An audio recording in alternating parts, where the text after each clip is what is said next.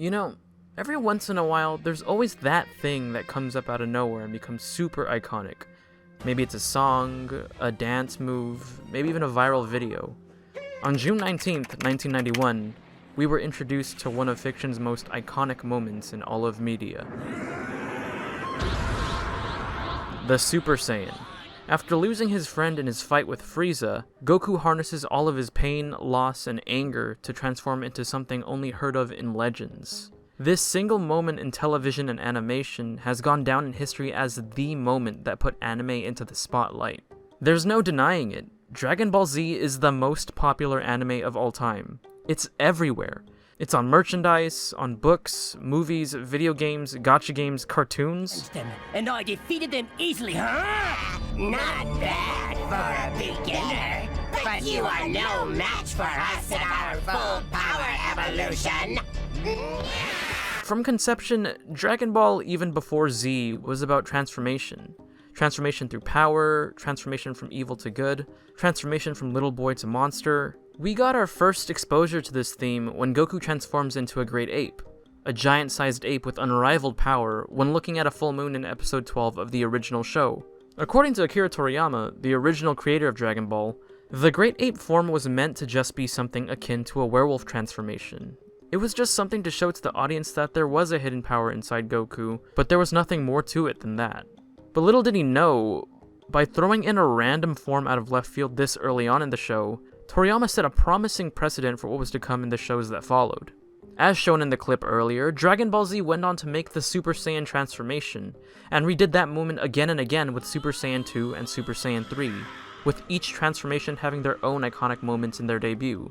The series as a whole took the world by storm in the early 90s all the way up to the early 2000s. They're still making new games for it. Sparking Zero just came out not too long ago, and it's doing very well sales-wise. I remember back in the day when I was in elementary school, it was like almost every other day, I'd just turn my head and I'd find one of my classmates searching up Super Saiyan 100, and it would just be this dude who slightly resembled Goku with the craziest amount of hair. That was just the thing with Super Saiyan hair. The more power just seemed to be associated with the length of hair the character had. But the series that came after actually did not follow the same convention. In this video, we're going to be talking about my favorite Super Saiyan design by far, and why it's still remembered today. We're going to be talking about the Super Saiyan 4 transformation, why it's so memorable, and the legacy of Dragon Ball GT. Till we meet again, guys! Dragon Ball GT was a sequel series to DBZ that debuted in February 7th, 1996. It followed Goku and his friends after the Majin Buu saga, going on a universe-trotting adventure to find the Black Star Dragon Balls to revert him back to an adult after being transformed into a kid. GT is essentially the black sheep of the Dragon Ball franchise. It's got its own iconic moments, but mainly suffers from an oddly paced story with some rather interesting story decisions. Oh, hey. For a while, it was deemed as the continuation of the Dragon Ball story. It was essentially erased from canon since Dragon Ball Super came out to be the mainline sequel story, but that wasn't until almost 20 years later. After Akira Toriyama finished writing the Buu saga at the end of Z, he was feeling a bit burnt out on the series. There were rumblings of him planning on ending the show way back in the Cell saga, which was the saga prior to the Buu saga, with some rumors even going as far as back as saying it was after the Frieza saga he wanted to end it, which is the saga even before the Cell saga. Suffice to say, he was completely exhausted from the IP and was ready to retire the series. But Toei Animation was not ready to let go of their biggest moneymaker. So not too long after, a sequel to Z, Dragon Ball GT, was made, with some input from Akira Toriyama. You don't have to watch the whole series to see that GT clearly is not Z. Even when I watched this as a kid for the mindless action, there was always something different about the show. It gave off such a different vibe than Z did. It's abundantly clear that, at least for the very first few episodes of GT, they were trying to recapture that full of energy, adventure-like vibe from the original Dragon Ball, but then later course changed to a more super-powered action show like Z not too long after. Contrary to popular belief, Toriyama did have some input in GT. He provided some early design work for the future versions of the character, created the title and logo for the series, and some of the planets Goku visits throughout the show. But he did not design Super Saiyan 4. Katsuyoshi Nakatsuru is the one who deserves credit for that. A Japanese animator and illustrator who worked on many of Dragon Ball art pieces and posters you may be familiar with. GT is a much shorter show than Z, only running for about 64 episodes over the duration of a little over a year and a half, compared to Z's 291 episodes, which were released over the course of 7 years. The lower ratings are consistent with the shorter duration. Viewers were just generally not tuning into GT as much as Z, so much of the show isn't really remembered by many people. The one thing that does stick with many people, though, is Super Saiyan 4. In his fight with an alien-infected Vegeta, Goku loses control and transforms into a golden great ape, essentially Goku undergoing the Super Saiyan transformation while in the great ape state. It's only until when his granddaughter Pan confronts him and speaks to him that he realizes what he's doing, controls the power, and transforms into Super Saiyan 4.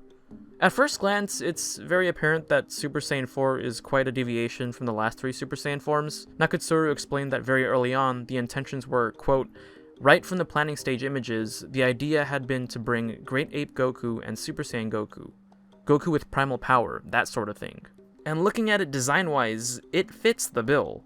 I want to say, the very concept behind a Super Saiyan is simple, but profound. The idea of physically powering up from nothing but pure rage is something we can all relate to. It's a feeling all living things experience, reduced to the most bare-bones raw emotions of anger and wrath. And this was just seeing that transition to this state visualized in the form of a physical transformation that was just never done before. Super Saiyans 1 through 3 have that flashy flair that makes it feel powerful through its shiny hair and shiny aura, but Super Saiyan 4 takes this a step further by having its design look so animalistic and barbaric, making the power feel more evolution-based. This design presents Super Saiyan 4 as a force of nature and adds a layer of authenticity to the feeling of rage. This is strength in its most primal, purest, and rawest form. Nakatsuru also explained that the red eyeliner and wild shaggy black hair was inspired by kabuki actors from Japanese theater, as he thought making the hair more wild-looking got more in line with the primal power theme than simply just having long hair. In a lot of ways though, I think what really makes this transformation super memorable is the homage it pays to the story it came from and stories of old. Goku's race, the Saiyans, could all become great apes when the full moon was up, so having that DNA coded into a Super Saiyan transformation added a sense of finality to the look. It screamed, yes, this is the ultimate final transformation a Saiyan can become. There is nothing after this. This is where Saiyans were meant to go. It rewrites Goku's journey as one of cultural celebration. I know this is just a meme and it shouldn't be taken too seriously, but the phrase reject godhood, embrace monkey is literally one of the reasons as to why I genuinely really love the Super Saiyan 4 transformation. It frames ascension and evolution as one and the same. I've got my own opinions on Dragon Ball Super, some good, some bad. They introduced gods and angels, demons and devils from other timelines. What they did with Ultra Instinct in that show was unreal. It spawned its own hype, iconography, and memes. And the craziest part of it all? You don't even have to be a Saiyan to use the technique. Anyone can do it. Super Saiyan 4, on the other hand, is exclusively made for Saiyans. Every detail in its design was made with purpose and intent to unify all stories from Dragon Ball, Dragon Ball Z, and Dragon Ball GT. Blending the Great Ape design with the Super Saiyan transformation retroactively adds new dimensions to Goku's first Great Ape transformation when he was a kid. This little boy, who accidentally killed his grandfather in some freak accident he had no control over, now controls that power a trillionfold so that the same thing would not happen to his granddaughter. A story that once began with the civilization being mocked for the way they looked, now puts that look on full display on all fronts. Hairy fur, shaggy hair, monkey tail and all, and it is destructively strong and authentically beautiful. Yet at the same time, it looks absolutely diabolically evil. The first Great Ape transformation is essentially retroactively reframed as sort of a foreshadowing to the Super Saiyan 4 transformation. Super Saiyan 4's presentation celebrates the lore behind Saiyan ancestry and rewards the audience's investment in both the Super Saiyan and Great Ape transformations, recontextualizing the Super Saiyan transformations more as genetic evolution as opposed to a simple power-up. This, in hindsight, adds a layer of narrative significance to the Saiyan upbringing, the Ozaru Great Ape transformation, and Super Saiyan forms. Everything from the past and future becomes connected, and each component adds new meaning to one another. I think that's why, despite all of the flack GT gets as a show, Super Saiyan 4 is usually still talked about for being such an amazing transformation. We like to believe that everything that happens in our life happens for a reason. Where we are born, our heritage, our past trauma, our families, our breakthroughs. It gives us comfort in life's randomness and unfortunate events. It gives us a higher sense of purpose that, in all honesty, just serves to inspire us to keep going and keep growing. Believing in this way of thinking doesn't really seem logical when you really think about it, but by human nature, that's just who we are. We are naturally hopeful creatures. We like finding comfort in difficult times in the hope that things get better. We are more optimistic than we are realistic, and that is by human design. It's just part of evolution. Hope operates on a different playing field than the logical, where statistical probabilities are absent but where reality still resides. It's where miracles are born and dreams are realized. We see this in all kinds of religions, and even those that don't particularly believe in a higher being, they point to the universe for being responsible for aligning the stars and setting us up for success.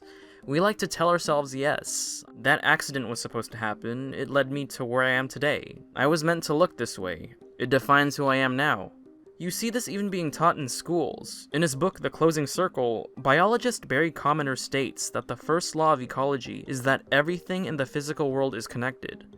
Any small ripple effect disrupts the flow of connection. I believe Super Saiyan 4 Goku represents the idea that a lot of us like to think. That everything ranging from the code of our DNA to the people we've lost in our lives serves a higher purpose and meaning. That we are powerful beyond measure because the stars, the universe, the cosmos, God, and everything in between is on our side. Not to mention that this truly was our first taste of Goku's final power-up. Before Super Saiyan God, before Ultra Instinct, this was Goku at his absolute strongest. This was him at his peak. This was our Super Saiyan God. This was our Super Saiyan Blue. This was our Ultra Instinct. And nothing is gonna change that. It's why even though he only had like 2 minutes of screen time, Super Saiyan 4 Gogeta is still placed in the top 5 characters in all Dragon Ball games to this day. This is where the fight ends. Ultra Big Bang coming straight ahead.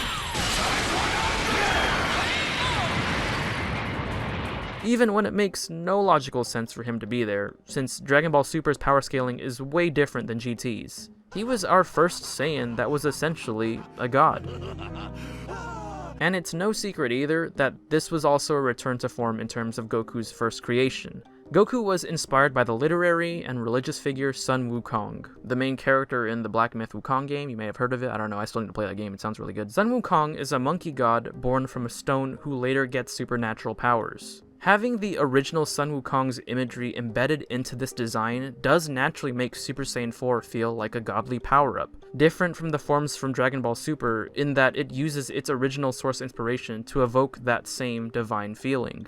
One of Super Saiyan 4 Goku's iconic moves is the Dragon Fist, a move that he used in a one-off movie against the kaiju Hirudegarn. Another one of his moves is ×10 Kamehameha, a bigger red version of the iconic Kamehameha move. They're both techniques we've seen variations of before, but the sheer aura he has when he does these things just makes it feel like something new, as if it were just his own thing. He outshined himself, and he is just so cool. Even in the show Super Dragon Ball Heroes, not to be confused with Dragon Ball Super, the writers have made ways to make Super Saiyan 4 appear in the show time and time again to stand up against transformations that have long since far surpassed it in terms of strength and speed. Xeno Goku is essentially Goku from another timeline who, at his best, uses Super Saiyan 4 to go up against Dragon Ball Super's Super Saiyan God and even Ultra Instinct. Oh, I should say, for context, Super Dragon Ball Heroes is an official, non-televised anime show. But it's essentially fanfiction since it does its own thing story-wise and is mostly used to promote a video game. Though the main point still stands that Super Saiyan 4 has found a way to still be around well past its series, which died a long time ago. It's iconic and super memorable, and I love it. There was a time when Dragon Ball games were in a Super Saiyan 4 drought. GT was shunned, Super Saiyan 4 was not playable or shown, and even when they were thrown in games where gameplay was not the best of quality. I am actually very glad we got them back again in Sparking Zero. We're finally doing it, nature is healing. Gotta say that I wish the GT story would have been incorporated into the branching storyline campaign, but hey, we are getting some small steps in terms of Super Saiyan 4 representation, so that's a win in my book. Super Saiyan 4 is my all-time favorite Super Saiyan transformation design. I love the frizzy, wild look, and the storytelling significance behind it. I'm hoping they can somehow reintroduce it into the Super series somehow. That is, if they still are doing the Super anime. I don't know, they're doing Diamond now. Whether that be through other branching powers deviating away from Super Saiyan God or Ultra Instinct, maybe Broly can get his own form of it. But honestly, I am glad that it just simply exists. In a way, it's actually kinda beautiful that Toriyama wasn't the one to make Super Saiyan 4. Because it just goes to show that even without him, the legacy's gonna live on. Rest in peace, Toriyama. You really were a legend.